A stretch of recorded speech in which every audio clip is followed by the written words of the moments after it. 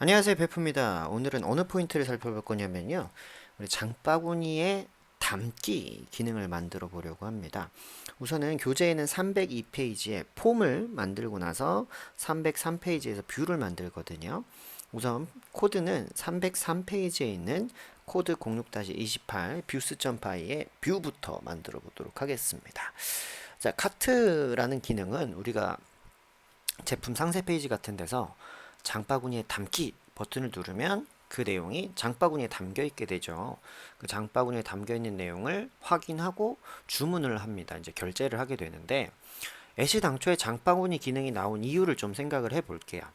초창기 인터넷 쇼핑 사이트들은 장바구니 기능이 없었습니다. 그래서 그냥 제품 하나 고르고 구매하기 버튼 눌러서 사고 또 다른 거 사고 싶으면 또 사고 또 사고 이런 방식으로 했었는데 여러 가지 환경의 변화들이 있었죠. 첫 번째, 하나씩 사기에는 고객 단가가 너무 낮다는 단점이 있었어요. 하나 사고 또 결제하고 또 결제하는 게 너무 귀찮으니까 한 제품, 꼭 필요한 거 한 제품만 사려는 사람들이 아니면 아유 그냥 쇼핑몰 가서 사자. 백화점 같은 데 가서 여러 개 그냥 한꺼번에 사는 게 낫지. 아 여러 번 결제하기 귀찮아. 이때 결제 장벽이 액티브 X 때문에 엄청 컸어요. 그러니까 뭐 하다 우리네니까 하기 싫으니까 객단가가 떨어진 상태에서 인터넷 쇼핑 업체들이 아유 어떻게 하면 객단가를 높일 수 있을까? 여러 개를 사야 되는데 어떤 방식으로 해결할 수 있을까? 고민을 하는 거죠. 근데 우리는 이 프로그래밍으로 문제를 해결하는 건 오프라인에서 먼저 원래 있었던 행위들을 온라인에서 어떻게 해결할지 고민해서 나온 결과예요. 그래서 생각을 해보니까 우리가 쇼핑할 때 장바구니에 담아가지고 가서 한꺼번에 결제하지 않냐. 그런 기능을 구현하면 되지 않을까라고 생각해서 나온 게 이 장바구니 기능입니다. 여러 가지 시행착오들이 있었어요. 뭐 세션에 담는 방법, 뭐 쿠키에 담는 방법 등등등등등등 굉장히 많은 방법이 있었는데 여러분들이 그 부분들을 고민한 결과를 지금 배우고 계신 겁니다. 그래서 당연하게 이렇게 배우시지만 이런 기능들이 어떻게 하다가 이런 게 나왔을까라고 유래도 살펴보시고 또 이것보다 더 개선하는 방법은 없을까 고민해 보시면서 실력을 좀 늘리실 수 있을 것 같아요. 자, 어쨌든 장바구니에 딱 담게 되죠. 담게 되는데 그때 어떤 기능이 필요하냐면 장바구니에 담기 버튼을 누르면 도대체 액션이 어떤 일들이 백에서 이루어지길래 어떤 코드들이 돌아가길래 세션이란 공간에 이 제품의 정보가 담길까? 그럼 버튼을 눌렀을 때 뭐가 돼야 되지? 거기 링크에 제품 정보가 들어있나? 이런 고민들을 하셔야 돼요. 그 상세한 내용을 좀 뜯어 보도록 하겠습니다. 우선 뷰 쪽에서요. 몇 가지를 더 임포트를 같이 할 거예요. 리다이렉트라는 거 하나 갖고 오고 get object war 404를 갖고 오겠습니다. 자, 그 다음에 장고 뷰스에 자 데코레이터라는 걸 갖고 올 겁니다. 데코레이터는 함수형 뷰에 전 처리를 해주는 부분이라고 생각하시면 됩니다. import require post 얘는 포스트로만 접근할 수 있습니다 라고 걸어주는 부분입니다. 내려가서요. from shop 모델스에서 우리가 뭘 갖고 오냐면 프로덕트 갖고 올 겁니다. 제품 정보를 담아야 되니까. 그리고 여기 .폼스에 import add 프로덕트 폼이라고 있는데 요건 아직 안 만들었기 때문에 빨간 줄이 나옵니다. 이건 조금 있다가 만들도록 할게요. 그리고 from .cart에 import cart 클래스를 갖고 와서 카트를 다룰 수 있게 해줍니다. 그래서 밑으로 내려와서 장바구니에 담기 기능을 만들 거예요. 그래서 함수형 뷰로 add 처리를 합니다. 물론 클래스형 뷰를 사용하면 더 깔끔한 코드를 만들 수는 있겠지만 개인적으로는 함수형 뷰가 편하긴 해요. 내 멋대로 다 하면 되니까. 근데 그 내 멋대로 하고 싶은 일이 종류가 되게 많다. 막 로그인 처리도 하고 뭐도 해야 된다. 그러면 클래스 뷰에 이미 준비되는 거 끌어다 쓰는 게 편해요. 근데 단순한 작업을 할 때는 클래스로 하게 되면 좀 규칙이 타이트하다 보니까 다루기 힘들어서 함수형 뷰를 쓰는 게 더 편할 때도 있습니다. 자, 함수형 뷰들은 무조건 리퀘스트 앞에 첫 매개 변수를 받아야 되고요. 프로덕트 아이디라고 설계를 했습니다. 이거 전에 앱에서 이제 배우셨고 이번에 우리 쇼핑몰 할 때도 배우셨겠지만 여기 리퀘스트를 제외한 뒤에 나오는 매개 변수들은 주소에 저 내용이 포함되어 있게 넘길 거구나 라고 생각을 하시면 돼요. 반대로 주소에 내가 뭘 포함시켜서 정보를 전달받게 짜고 싶어. 그럼 함수형 뷰에서 저런 식으로 처리를 해주셔야 되는 겁니다. 물론 클래스형 뷰에서도 받는 방법들은 있어요. 어쨌든 카트를 불러옵니다. 리퀘스트를 던져줘가지고 카트를 세션에서 불러오는 거예요. 왜 리퀘스트를 던져주느냐? 거기 안에 세션 키 정보들이 들어있어요. 쿠키 같은 데 들어있는. 그러면 같은 세션에서 불러와야 되는 거예요. 내가 다루는 나만의 공간으로 할당하는 그 세션 공간에 작업을 하는 거기 때문에 저렇게 해주셔야 되고요.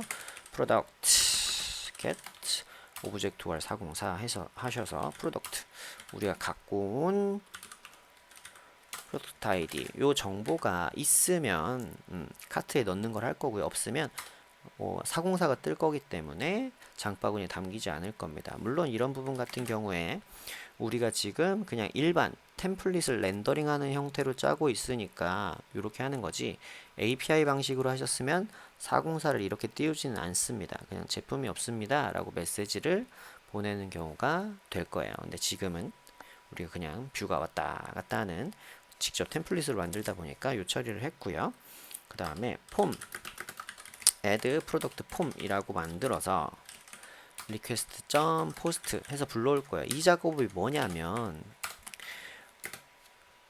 우리가 페이지에서 서로 정보를 주고받아요. 로그인할 때도 아이디 패스워드를 주고받고 게시판 검색할 때도 게시판을 글을 쓸 때도 클라이언트와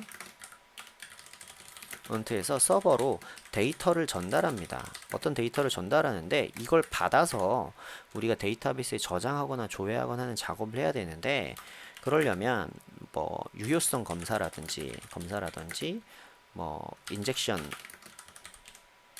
SQL 인젝션이라고 하는 공격들이 있거든요. 그런 거에 대한 전처리를 한다든지 여러 가지를 해야 돼요. 뭐 그걸 통째로 유효성 검사라고 보통 할 수도 있는데, 그런 처리를 하기에는 우리가 코드를 막 너무 많이 써야 되죠. 지금 함수형 뷰니까.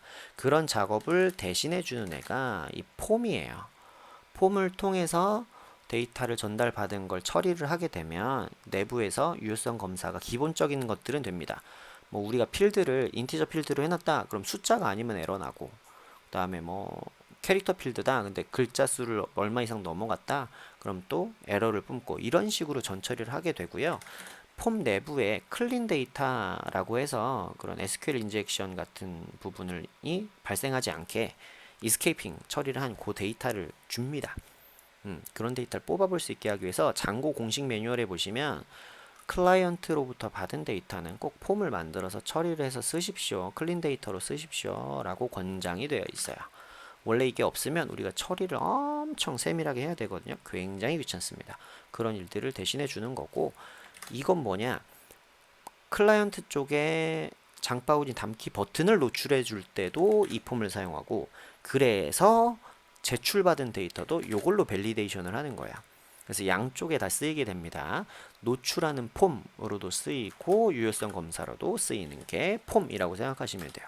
그래서 사용자한테 뭐 회원가입을 할 때 뭐 이름, 비밀번호 이런 걸 입력받는다, 이거부터 시작해서 로그인, 아이디 패스워드 입력받는다, 이런 것들 사용자로부터 뭔가 입력받는다 라는 건 폼을 만들어서 처리를 하고, 내부에서 데이터를 받아줄 때도 폼으로 처리를 하겠다 라고 생각을 하시면 되겠습니다. 아시겠죠? 넘어갈게요.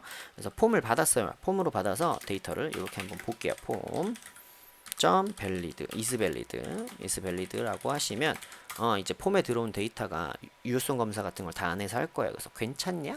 길이도 맞고 필수 데이터 다 들어가 있냐? 이걸 얘가 봐줘요. 그래서 true가 떨어지면 이 안으로 들어오니까 여기서 폼에 clean 데이터라고 받아주면 내부에 SQL 인젝션 같은 처리가 끝난 데이터가 이렇게 튀어나오게 됩니다. 네, 그래서 CD라고 보통 줄여 쓰고요. 요걸 근거로 해서 우리가 미리 만들어놨죠. 지난 시간에 카트 클래스에 이렇게 add 만들어놨습니다. 프로덕트는 프로덕트, quantity는 CD의 quantity, 그리고 is update는 CD의 is update, 이런 식으로 처리를 해주시면 되겠습니다. 그리고 return, redirect, cut, detail 요렇게 마무리를 해주시면 되겠습니다. 여기 책에 is update 이거에도 바가 들어가 있네요. 이 부분은 좀 출판사 얘기를 해야 될 것 같아요. 봤는데 제가 이런 부분을 좀 놓쳤네요. 이거 바는 원래 책에 이렇게 줄바꿈 될 때 이렇게 줄바꿈 됐다라는 거 안내해 주려고 영문 소설 같은 데 많이 쓰이는 방식인데 코드에도 이런 걸 넣어놨을 줄은 제가 생각을 못했습니다. 자, 이렇게 처리를 해 주시면 되겠어요. 이렇게 하면 이제 처리가 될 거고, 이 리다이렉트는 자, 정보를 다 담았어요. 그럼 그 다음에 어디로 갈래요? 카트 상세 정보가 있는 페이지로 보내겠습니다 라고 하는 겁니다. 근데 지금 보시면 이게 여기 있으면 안 되고 여기 담았든 못 담았든 카트 상세 페이지로 가서 사용자가 결과를 확인할 수 있게 하는 작업을 이렇게 해주는 겁니다. 되셨죠? 이렇게 어떤 흐름인지를 인식해 주시기 바랍니다. 어떤 흐름인지를. 되셨죠? 자, 오늘 여기까지 하고요. 이제 다음 시간에 카트 폼을 만들면서 폼의 역할에 대해서 다시 한번 설명을 드리도록 하겠습니다. 오늘 수고하셨어요. 꼭 만들어 보시고 지나가시길 바래요. 다음 시간에 뵐게요.